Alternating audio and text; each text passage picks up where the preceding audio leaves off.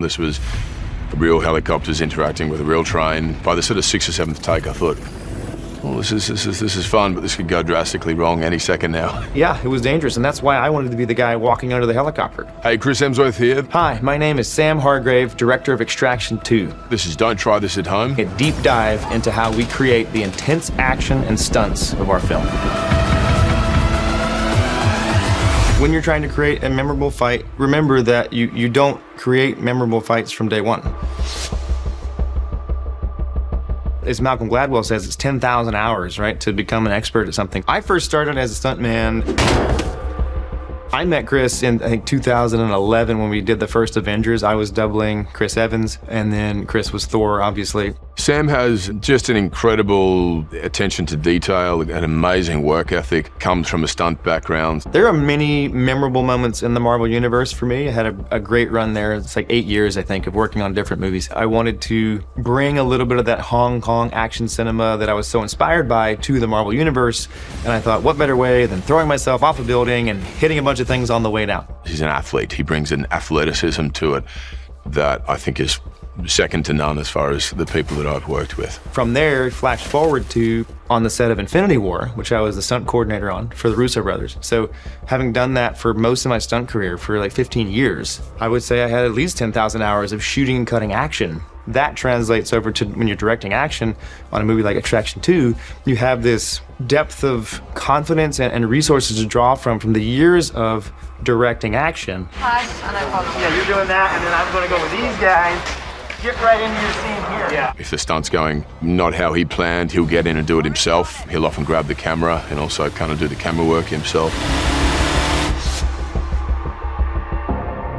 The Warner in Extraction 2 is 21 minutes and 7 seconds, which is almost twice as long as the Warner in the first film. It's a very delicate, intricate dance. It's obviously not a 22-minute shot. The logistics sometimes necessitate cuts that we try to hide because of the complexities of the action. It's a series of different shots that are stitched together seamlessly to look like it's one piece. We try to stitch, which is join kind of seamlessly these sequences around big stunts so that you can make sure it's prepared properly.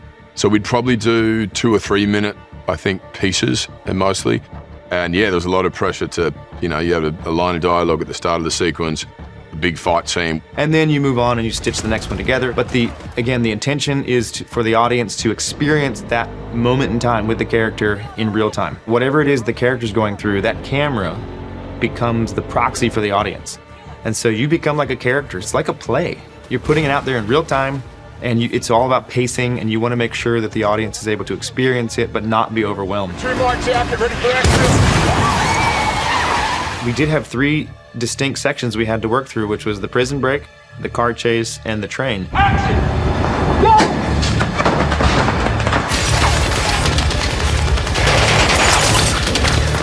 I think the prison yard one was my favorite sequence to shoot. It was the biggest mountain we had to climb. It was the biggest mountain that I had to climb in the film. There was so much choreography and there were so many elements and people involved. There were 300 extras in that sequence and things were on fire. It was actually snowing. We were on night shoots. During that sequence, around our hero, I think there were 75 to 100 stunt performers. Outside of that, next layer was action extras, we called them, doing design fights.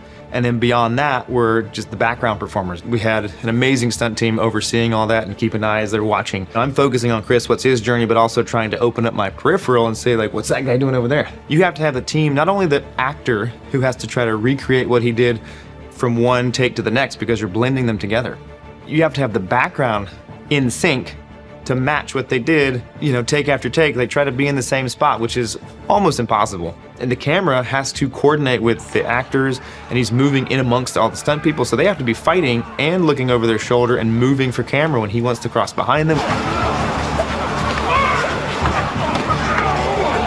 If someone made a mistake, or myself, it was such a big orchestration to bring it back and start again. And the beauty of the Warner is once you've got that piece, you move on and you don't come back to it unless you get into editing and screw that up, but very rarely do you come back. So it's like rehearse it, walk it, and then if everyone's feeling good, say let's try it. Ready, and 3, 2, 1, go!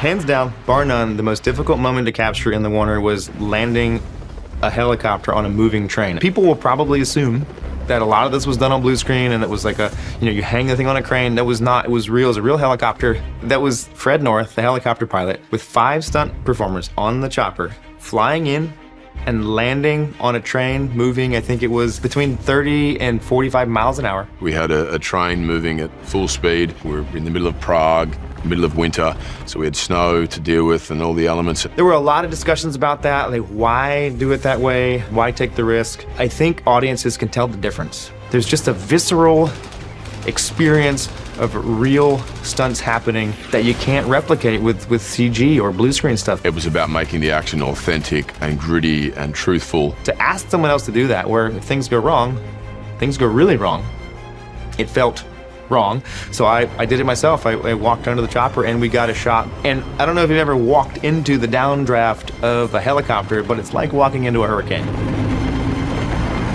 On take 1, it actually blew me off the top of the train, hit my knees, and I held the camera, but went off the side of the train into the net. Now we know what to expect. Let's do it again. And Sam had, very specific ideas about how this had to look, and so we did a lot of takes, and 15 takes in, I was like, I think we got it, this is cool.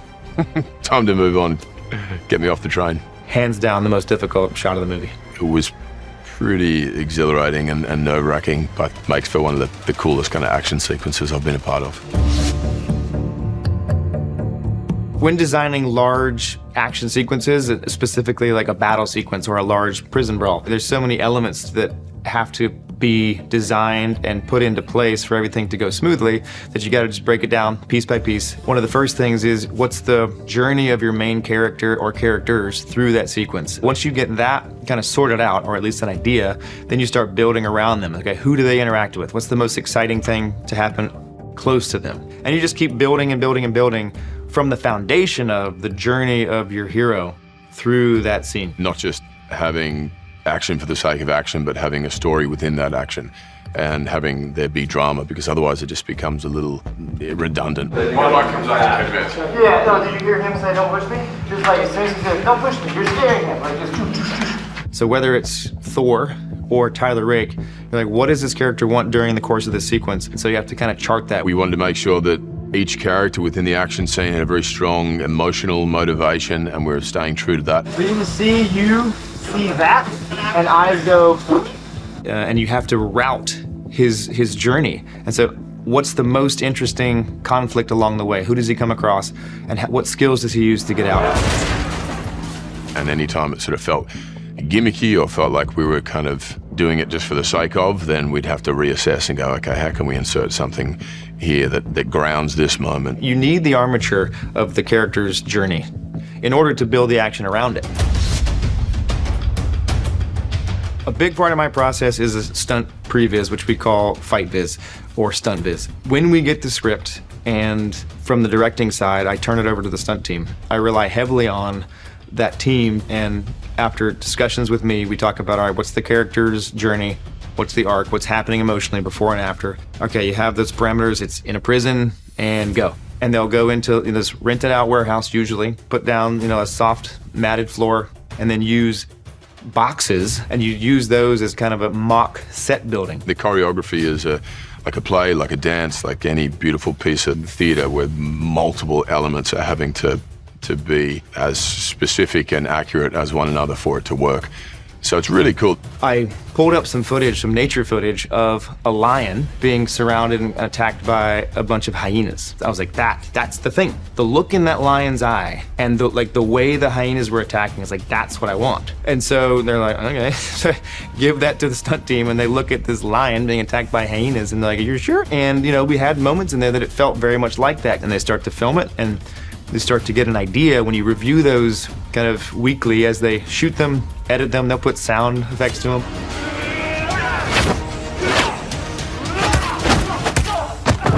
I take my hat off to the stunt team. It was some of the most amazing commitment that I've seen on a film set. So the next step is, once you're happy with the action, you bring in the rest of the stunt team and the actors, because they have to learn that dance. We had a lot of weapons, a lot of improvising and kind of brainstorming sessions on how we could kill one another and what instruments we could use to do so. I like to give them as much time as possible, whoever it is, just because the more you rehearse it, the more it's ingrained, and then the more spontaneous you can be on the day, so it doesn't feel like a rehearsed fight. You know, there were guys that I've been training with for months and months. Pop the leg.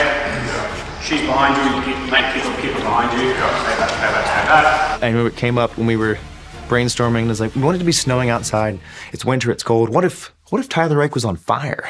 Yes, we have to do that. And so talking that over with Chris, he was game for it. Not a lot of actors would agree to being lit on fire for their art. He did.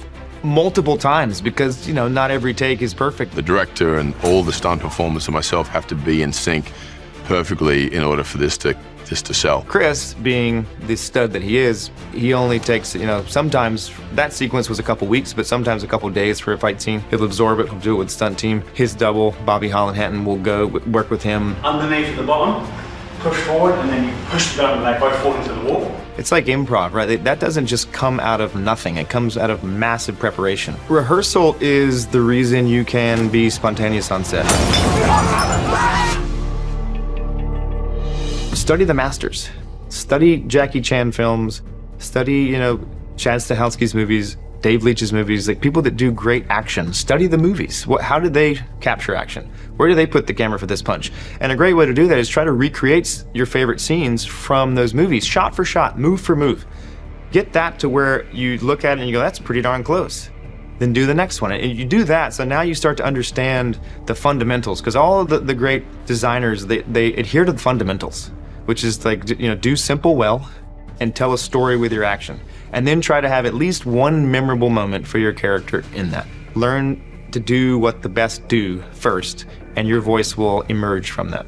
For young filmmakers out there, it's like not only putting out into the universe what you want, but then telling people, because if people don't know what you want or what you want to do, they can't help you.